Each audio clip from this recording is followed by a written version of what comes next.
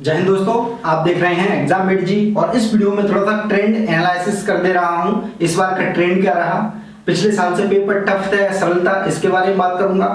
और cut off prediction भी यहां पर करूंगा, किन लोगों को मेंस के तैयारी कर देनी चाहिए।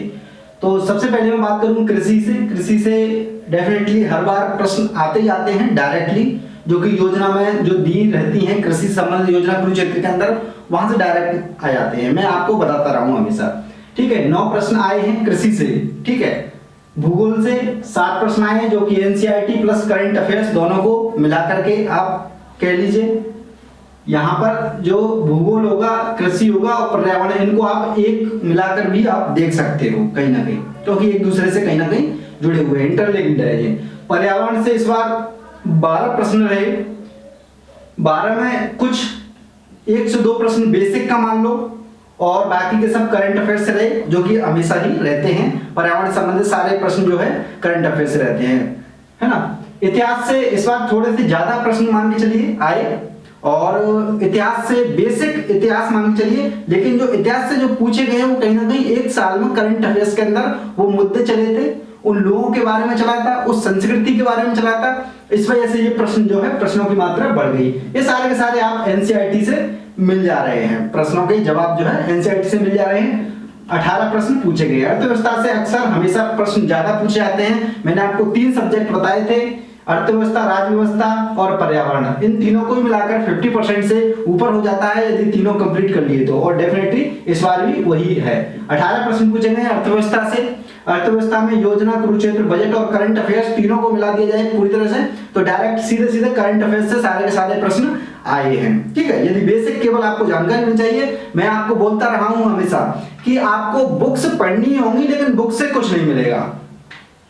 बुक पढ़नी ही पड़ेगी, लेकिन बुक से कुछ नहीं मिलेगा। यूपीएससी के एग्जामिनेशन में, जब यूपीएससी के एग्जामिनेशन में आप लोग बैठते हो तो एकदम ब्लैंक हो जाते हो। वहां पर क्या बचता है आपका, जो पढ़ने के बाद जो आइडियाज आते हैं, जो पढ़ने के बाद जो चीजें याद रह जाती हैं, वो करंट अफेयर्स है। करंट अफेयर्स से संबंधित प्रश्न बनते हैं। राजव्यवस्था से संबंधित हल्के प्रश्न कह सकते हो, ठीक है। हालांकि 2-4 प्रश्न ऐसे हैं जो टफ थोड़े से हैं, बाकी के सरल प्रश्न हैं।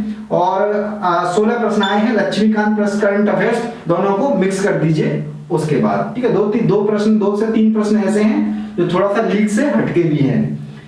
विज्ञान संबंधित सीधे सीधे करंट अफेयर्स से हैं, बेसिक से हैं, ठीक है। विज्ञान प्रगति जो लोग पढ़ते हैं और जो करंट से जुड़े रहते हैं, विज्ञान से संबंधित प्रश्न इस प्रकार के हैं 11 प्रश्न।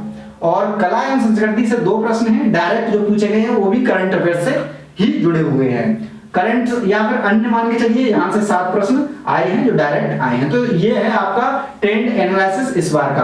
पेपर कैसा था, पेपर आप कह सकते हो जो 2 साल से जो पेपर बन रहा है, सेम उसी को एक तरह से फॉलो करते हुए पेपर बनाया गया है। ऐसा नहीं है कि एकदम से कोई ज्यादा ही सरल प्रश्न बना दिया गया हो, एकदम से ज्यादा ही एकदम टफ जरूर मिलेगा आपको ज्यादा, लेकिन मैंने आपको ट्रिक्स वगैरह ये सारी चीजें बताई थी, उन्हें यदि अप्लाई कर दिया है तो प्रश्न आपके लिए तो सरल हो जाएगा कम से कम।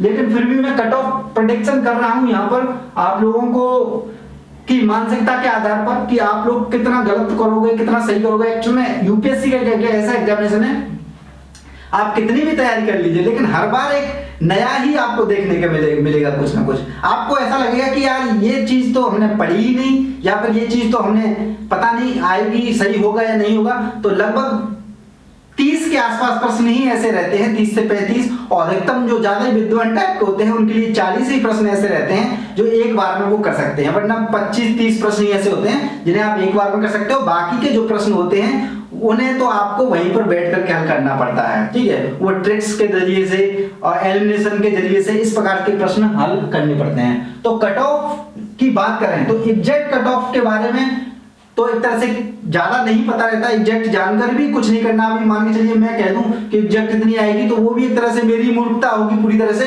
लेकिन हाँ, मैं ये जरूर कह सकता हूं जिनके 45 प्लस बन रहे हैं, 45 प्लस, 45 से ऊपर बन रहे हैं, वो क्या करें, तैयारी शुरू कर दें अपनी पूरी तरह से। उनके चांसेस बहुत ज्यादा रहेंगे। क्यों रहेंगे, क्योंकि बहुत सारी कोचिंग संस्थानों ने जो आंसर की निकालेंगे, ठीक है, किसी की भी आंसर की हुई, उसमें लगभग 10 प्रश्नों का हेरफेर आपका बना रहेगा, ठीक है।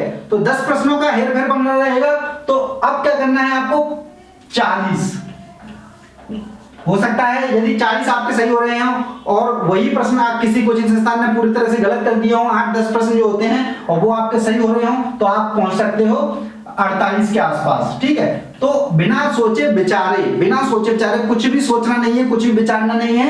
यदि आपके 45 के आसपास बन रहे हैं, 45, 46 या फिर 42, 43, ठीक है, 40 से नीचे नहीं बन रहे हैं आपके, ये बता रहा हूं मैं केवल जनरल कैटेगरीज के। ठीक है, 45 प्लस बन रहे हैं, कट ऑफ कितनी जाएगी दोस्तों? कट ऑफ जितनी पहले रही है लगभग उसके समान ही रहेगी, लेकिन यहां पर जो आंसर की दी रहती है उसके आधार पर आप ऊपर नीचे हो सकते हो। ठीक है, ये चीज रहेगी। इसी वजह से मैं बता रहा हूं 45 के आसपास यदि हैं तो जनरल कैटेगरीज में आप बिल्कुल स्टार्ट कर दीजिए दोस्तों, स्टार्ट कर देना चाहिए। और इससे पलट में ओबीसी कैटेगरीज को ध्यान में रखूं तो जिन ओबीसी में यदि 40 प्लस हैं, आप 40 प्लस या 40 के आसपास 1-2 प्रश्न इधर उधर, तब भी आपको मेंस एग्जामिनेशन की तैयारी कर देनी चाहिए दोस्तों, करनी ही चाहिए।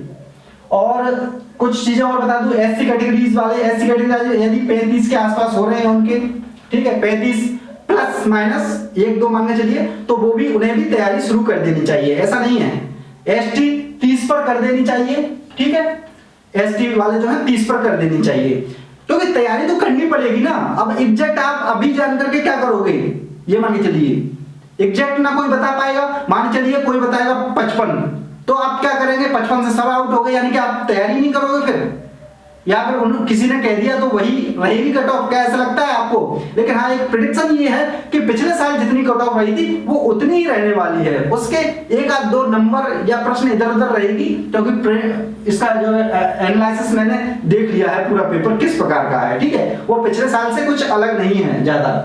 ठीक है, और कुछ लोग कहेंगे कि इतने लोग परीक्षा हॉल में बैठे, इतने इसका इफेक्ट दोस्तों बिल्कुल भी नहीं पड़ता है। ठीक है, जिन लोगों का एग्जाम से निकलना है वो देने जाते हैं अपना जो तैयारी कर रहे हैं, बाकी के जो फालतू के लोग हैं वो नहीं देने जाएंगे।